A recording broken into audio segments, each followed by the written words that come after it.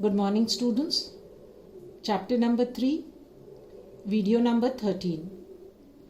Now, in continuation to video number 12, where we had studied about placenta, its function, and we had seen that how the human fetus is present within the uterus. Now let us today study what is the month-wise development of the fetus. After first month of pregnancy, the embryo heart is formed. By the end of the second month of pregnancy, the fetus develops limbs and digits.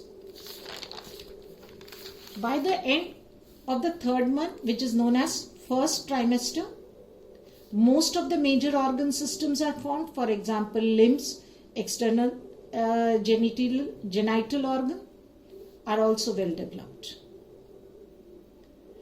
During fifth month, the first movement of the fetus is observed and there is hairs have developed on the head. After 24 weeks, that is the second trimester, 6 months, body is covered with fine hair, eyelids are separate and eyelashes are formed. By the end of the 9th month of pregnancy, the fetus is completely developed and ready for the delivery. Now this average duration of human pregnancy is about 9 months and this is called the gestation period. After completion of the 9 months, there is an act of expelling the full-term fetus from the mother's uterus. This is done with the help of vigorous contraction of the uterus and this is known as parturition. Now this process of parturition is actually a complex process and it is neuroendocrine mechanism. Parturition, the signals of parturition originates from a fully developed fetus. When the fetus is fully developed, it originates signals for parturition. And the placenta also gives some signals.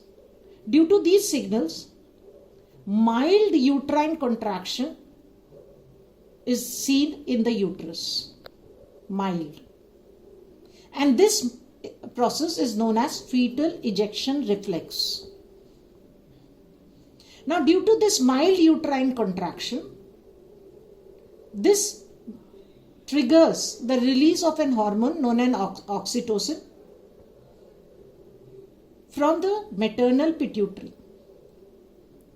Now students, oxytocin in turn induces stronger uterine muscle contraction, which in turn stimulates further secretion of oxytocin.